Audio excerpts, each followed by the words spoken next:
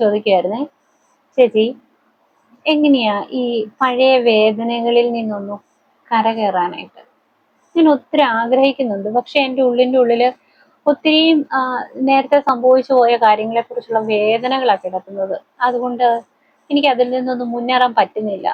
എൻ്റെ രക്ഷകർത്താക്കളുമായിട്ടോ എൻ്റെ സഹോദരങ്ങളുമായിട്ടോ എനിക്കതൊന്നും ശരിയാവുന്നില്ല.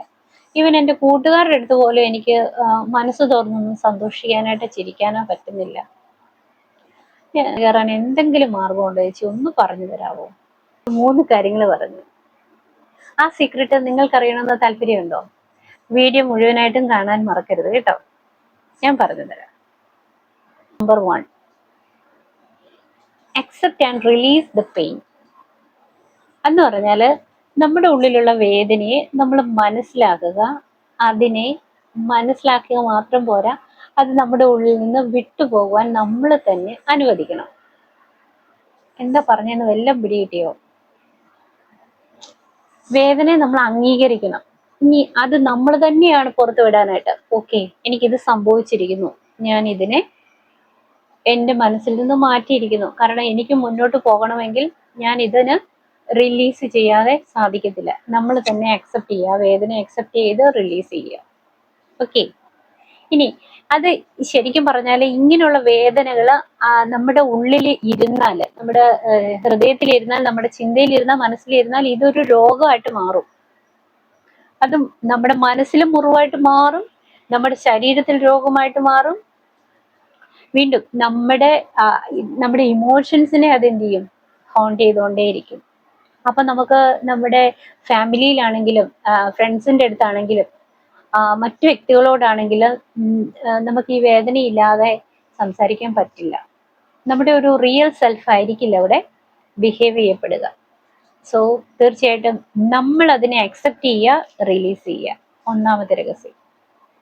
ഓക്കെ, 2ാമത്തെ രഹസ്യം ഇതാണ്, റീഫ്രെയിം യുവർ സ്റ്റോറി. എന്താണെന്ന് മനസ്സിലായില്ല അല്ലേ? ഇതാ, നിങ്ങൾ ചിന്തിക്കുന്നത് എന്നെ വേദനിപ്പിച്ച ഈ സംഭവങ്ങളിലൂടെ ഞാൻ തകർന്നു പോയി എന്നാണ് പലപ്പോഴും നമ്മൾ ദുഃഖിച്ചിരിക്കുമ്പോൾ നമ്മളോട് തന്നെ നമ്മൾ പറഞ്ഞുകൊണ്ടിരിക്കുന്നത്. അതിന് പകരം നമ്മളോട് നാം പറയേണ്ടത് എന്താണ്? ഈ വേദനയിലൂടെ എനിക്ക് ഇന്ന കാര്യങ്ങൾ പഠിക്കുവാനായിട്ട് പറ്റി, അതെന്നെ ശക്തനാക്കിയിരിക്കുന്നു. സോ എനിക്ക് പുതിയൊരു ലക്ഷ്യമുണ്ട്. ആ ലക്ഷ്യത്തിലേക്ക് ഞാൻ മുന്നേറും. എൻ്റെ കഥ പാടെ മാറി. ഓക്കെ, ഒരു പ്രശ്നത്തിൽ നിന്ന് പുറത്തു കടക്കാനായിട്ട് സാധിക്കും. 3ാമത്തെ രഹസ്യം എന്താണെന്ന് കേൾക്കണ്ടേ? അതിതാണ്, create new emotional anchors. Create new emotional anchors എന്ന് പറഞ്ഞാൽ നമ്മുടെ ആങ്കറുകൾ മാറ്റുക, പുതിയതായിട്ട് സൃഷ്ടിക്കുക. എന്താണ്? സംഗീതം, പ്രാർത്ഥന, ബന്ധം, പോസിറ്റീവ് ചിന്തകൾ, ഇവയെ നിങ്ങളുടെ മനസ്സിനോട് ബന്ധിപ്പിക്കുക. കാരണം ഇതൊക്കെ നമ്മുടെ ഉള്ളിൻ്റെ ഉള്ളിലും ഉണ്ടായിരുന്നു. നമ്മുടെ ഈ വേദനയൊക്കെ വരുന്നതിന് മുന്നത്തെ അവസ്ഥയിൽ നമ്മൾ ഇതൊക്കെ ചെയ്തിരുന്നതാ. നമുക്ക് ഇഷ്ടപ്പെട്ട കാര്യങ്ങൾ ചെയ്യുക, പ്രാർത്ഥിക്കുന്നുണ്ടായിരുന്നു. ഈ ബന്ധവശലായി അല്ലെങ്കിൽ നമ്മുടെ മനസ്സിലേക്ക് ഈ വേദനകളൊന്നും വന്നു കഴിഞ്ഞപ്പോഴത്തേക്ക് നമുക്ക് പ്രാർത്ഥിക്കാൻ പറ്റുന്നില്ല, മനസ്സൊരിടത്ത് ഉറപ്പിച്ചു വെക്കാൻ പറ്റത്തില്ല. ഒരു 2 മിനിറ്റ് ഒന്ന് കണ്ണടച്ച് പിടിക്കാൻ പറഞ്ഞാൽ ചിലർക്ക് നടക്കില്ല. കോൺസെൻട്രേഷൻ നഷ്ടപ്പെട്ടു. കണ്ണടയ്ക്കുന്നത് വളരെ അസാധ്യമായിട്ടുള്ള അവസ്ഥകൾ. എന്താ ഇനി പോസിറ്റീവ് ആയിട്ടുള്ള വ്യക്തികളുടെ അടുത്ത് ചേർന്ന് നിൽക്കുക. നമ്മുടെ കൂട്ടുകാരാണെങ്കിലും നെഗറ്റീവ് പറയുന്നവരുടെ അടുത്തല്ല, പോസിറ്റീവ് പറയുന്ന നിങ്ങളെ യഥാർത്ഥത്തിൽ സ്നേഹിക്കുകയും നിങ്ങളുടെ വളർച്ച ആഗ്രഹിക്കുകയും പറ്റുന്ന പോസിറ്റീവ് ആയിട്ടുള്ള ആളുകളുടെ അടുത്ത് നിങ്ങൾ ചങ്ങാത്തം കൂടുക. ജീവിതത്തിലേക്ക് പുതിയ പുതിയ സന്തോഷങ്ങൾ കൊണ്ടുവരിക.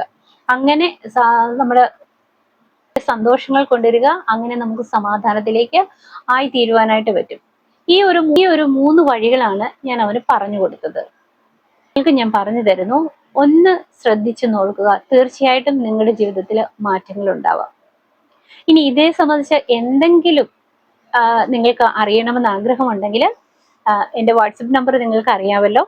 സോ ഞാനുമായിട്ട് കണക്ട് ചെയ്യുക. ഞാൻ നിങ്ങളെ സഹായിക്കുന്നതായിരിക്കും. ഓക്കെ, എൻ്റെ വീഡിയോസ് ഇഷ്ടപ്പെട്ടെങ്കിൽ തീർച്ചയായിട്ടും ലൈക്ക് ചെയ്യണം, ഷെയർ ചെയ്യണം, കമൻറ്റ് ചെയ്യണം.